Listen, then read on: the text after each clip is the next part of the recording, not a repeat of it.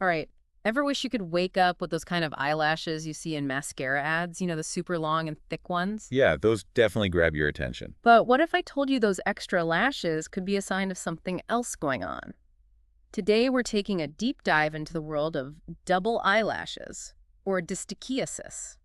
It's a great example of how something that might seem like a purely cosmetic thing can actually have deeper roots. Deeper roots. Okay, I like that. So Right. it's not just about having an extra set of lashes. Right, it's more than that. Yeah. Distichiasis is really about lashes growing in places they shouldn't, and that can be totally fine, or it could be a sign of something more complex happening in the body. Okay, so already a bit of a mystery then. See, that's what always gets me hooked. But let's back up for a second. For anyone who isn't familiar with distichiasis, what are some of the telltale signs?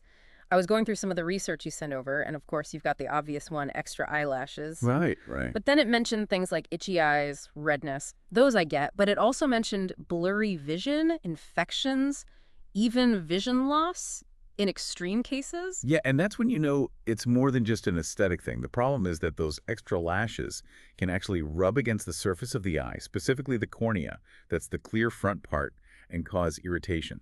Like imagine having an eyelash stuck in your eye, constantly scratching it every time you blink. Oh, out. Yeah, no thank you. I can definitely see how that would be a problem.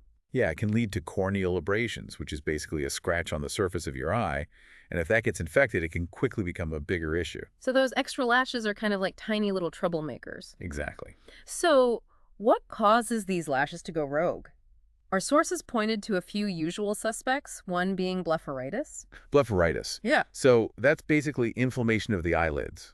You know, when your eyelids are red, maybe a little crusty, kind of itchy or irritated, Oh, yeah. that's often blepharitis. Sometimes that inflammation can mess with how your eyelashes grow, leading to distichiasis. Okay, so it can trigger those extra lashes. And then there was something else. Meibomian gland dysfunction. That one threw me for a loop. Ah, yes, the meibomian glands. They're actually really important. They're these tiny little glands in your eyelids that secrete oil. Right, oil, but it's a good kind of oil. It helps to keep your eyes lubricated. But if those glands aren't working properly, you can get dry eye, which I'm sure a lot of people listening are familiar with. And in some cases, that same dysfunction can also be behind distichiasis. So many things I had no idea about. Our eyelids are like way more complex than I thought. But this is where things got really interesting for me because then our research mentioned some pretty unexpected causes too, like autoimmune conditions. What's the connection there? It's actually pretty fascinating. Sometimes distichiasis can be a sign of a larger issue, like an autoimmune condition. And just to clarify, autoimmune conditions, that's when your body's immune system, which is supposed to be protecting you, starts attacking your own body. Exactly. And in some cases, that can manifest as distichiasis. Autoimmune conditions. So that's wild. Like your body is going haywire, and one of the side effects is extra eyelashes. It seems random, but it's a reminder that everything in the body is connected. Our sources actually mentioned one specific condition, Stevens-Johnson syndrome. Yeah, that one sounded kind of scary. It is serious, but thankfully it's pretty rare. It's basically like a severe allergic reaction. To what though? It can be triggered by a bunch of things, Mm. medications, infections, even certain foods. And basically, it causes this huge immune response that affects the skin and mucous membranes. And the eyes. Exactly. And one way it can manifest in the eyes is through distichiasis. Wow. Okay. So you get these extra eyelashes as a side effect of this allergic reaction. It can be one of the symptoms, yeah. Hmm? But this is where it gets even more interesting. More interesting. Okay, you've got my attention. Remember how we were talking about unexpected causes? Well, it turns out distichiasis can also be linked to swollen limbs. Wait, hold on. Swollen limbs, as in like your arms and legs. What does that have to do with eyelashes? I know, right? It seems completely random, but there's this syndrome called lymphedema distichiasis syndrome. Lymphedema distichiasis, say that 5 times fast. I know, it's a mouthful. But basically, this syndrome links swollen limbs, usually in legs and feet, to, guessed it, extra eyelashes. So you're telling me there are people out there who have extra eyelashes and their legs swell up and then it's all connected somehow. It sounds crazy, but yeah. And the craziest part, we don't know exactly why it happens. You're kidding. Scientists think there might be a genetic component, though. Like maybe there's a mutation in certain genes that control both lymphatic system development, which is what causes the swelling, and eyelash growth. So it's not just a coincidence, it's written in their DNA. Exactly. It's like these two seemingly unrelated things are actually linked at a much deeper level, which I don't know about you, but I think that's pretty cool. I'm with you there. It's like cracking a medical mystery. But all of this begs the question.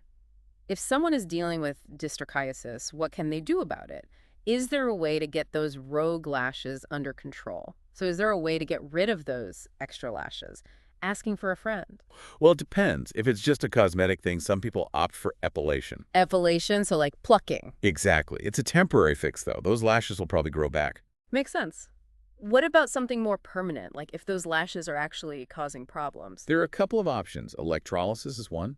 It uses heat to destroy the hair follicles so the lashes don't grow back. So you're basically zapping those follicles out of existence. Pretty much. And then there's cryoablation, which is similar, but it uses freezing instead of heat. Okay, so you've got your zapping, your freezing. Those sound pretty intense. What if those options don't work, or if the distichiasis is really severe? In those cases, surgery might be necessary. Surgery. Yeah, our research mentions something called lid splitting surgery. That's usually a last resort, though. It's typically only recommended if the distichiasis is causing serious problems, like corneal abrasions or affecting vision, Yeah. and other treatments haven't been successful. So it sounds like there's a whole range of options, but it's really important to figure out the underlying cause and make sure you're getting the right treatment. Absolutely. And that's where seeing an eye doctor comes in. They can properly diagnose what's going on and recommend the best course of action. This has been a fascinating deep dive. Extra eyelashes, who knew they could be so complex? What's the key takeaway you hope listeners walk away with? I think the biggest thing is to pay attention to your body. If something seems off, even if it seems small, like an extra eyelash, don't ignore it. It could be nothing, or it could be a sign of something else going on. It's like our bodies are constantly trying to communicate with us, and it's up to us to listen. Exactly. Advocate for your health, ask questions, and don't be afraid to seek out professional guidance. Great advice. Well, there you have it, the surprisingly complex world of double eyelashes. We hope you enjoyed this deep dive, and we'll catch you next time for another fascinating glimpse into the human body.